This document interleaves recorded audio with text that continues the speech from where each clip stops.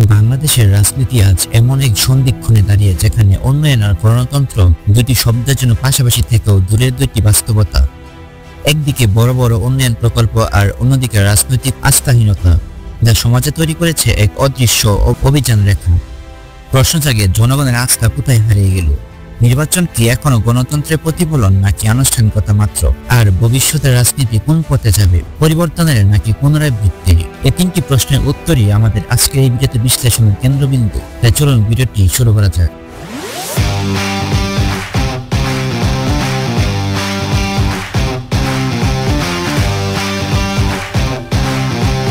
বাংলাদেশ একসময় রাজনীতি মানে ছিল জনগণের আস্থা, আশা, স্বপ্ন ও নেতৃত্বের প্রতীক। কিন্তু সময়ের সাথে সাথে যেন সেই আস্থা হারিয়ে গেছে। রাজনীতি এখন অনেকের কাছে সুযোগের মাধ্যম, নীতির জায়গা নয়। একদল ক্ষমতায় গেলে অপর দল বিরোধিতার নামে অচল অবস্থা সৃষ্টি করে। ফলে জনগণ রাজনীতি থেকে দূরে সরে যাচ্ছে। তরুণ প্রজন্ম বলছে রাজনীতি আমাদের জন্য নয়, এটা শুধু তাদের জন্য।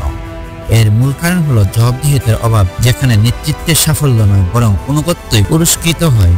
ফলাফল, জনগণের রাজনৈতিক সচেতনতা থাকলেও আস্থা কমে যাচ্ছে। তারা ভোট দেয় কিন্তু বিশ্বাস করে না ফলাফলে, আলোচনা শুনে কিন্তু বিশ্বাস করে না উদ্দেশ্যে। এটাই বর্তমান রাজনীতির সবথেকে বড় সংকট, জনগণের মধ্যে বিশ্বাসের শূন্যতা। গণতন্ত্রের প্রাণ হল স্বাধীন ও সুষ্ঠু প্রতিযোগিতামূলক নির্বাচন, কিন্তু বাস্তব চিত্র অনেক সময় ভিন্ন।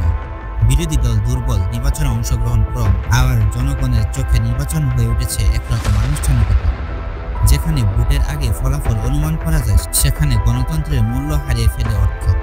নির্বাচন কমিশনের স্বাধীনতা, ভোটের অংশগ্রহণ আর মিডিয়ার নিরপেক্ষ ভূমিকা, এগুলোই এখন প্রশ্নবিদ্ধ।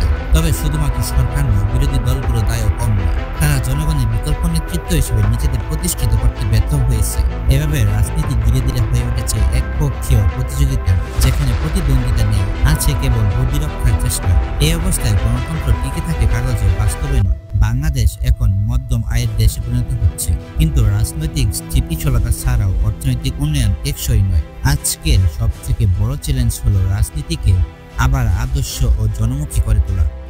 বর্তমানে রাজনীতি অনেকটা ক্ষমতা ধরে রাখার প্রতিযোগিতা, যেখানে রাষ্ট্র নয়, দলই হয়ে উঠেছে মূল কেন্দ্র। দুর্নীতি, পার্টি মনোপলি, কর্মসংস্থানের অভাব এবং ইস্যু রাজনীতির দিক নির্দেশনাকে প্রভাবিত করছে। আর তরুণ প্রজন্মের রাজনীতির অংশ নিচ্ছে না, কারণ তারা দেখে পরিবর্তন শুধু মুখে, কাজে নয়। ভবিষ্যতে বাংলাদেশের রাজনীতিতে সবথেকে বড় চ্যালেঞ্জ হবে বিশ্বাস পুনরুদ্ধার, স্বচ্ছ নেতৃত্ব তৈরি এবং দল নয়, রাষ্ট্রকেন্দ্রিক রাজনীতির প্রতিষ্ঠা। যদি এই পরিবর্তন না আসে, তবে উন্নয়ন হতে চলবে, কিন্তু গণতন্ত্র থেমে যাবে শুধু এই পরিসংখ্যানে। বাংলাদেশের রাজনীতি এখন এক এমন মোড়ে দাঁড়িয়ে আছে, যেখানে সিদ্ধান্ত নিতে হবে, আমরা কি অতীতের ভুল থেকে শিক্ষা নেব নাকি পুনরায় একই ভুলের পুনরাবৃত্তি করব। রাজনীতি কখনো শুধুমাত্র নেতাদের বিষয় নয়, এটি জনগণের মানসিকতার প্রতিফলন। যদিও আমরা নাগরিক হিসেবে আমাদের দায়িত্ব না বুঝি, তবে নেতৃত্ব যতই বদলায়, ফলাফল বদলাবে। পরিবর্তন শুরু হয় প্রশ্ন থেকে, আর প্রশ্নই আজ বাংলাদেশের রাজনীতির সবথেকে বড় শক্তি। ভিডিওটি ভালো লাগলে চ্যানেলটি সাবস্ক্রাইব করে পাশেই থাকুন। ধন্যবাদ।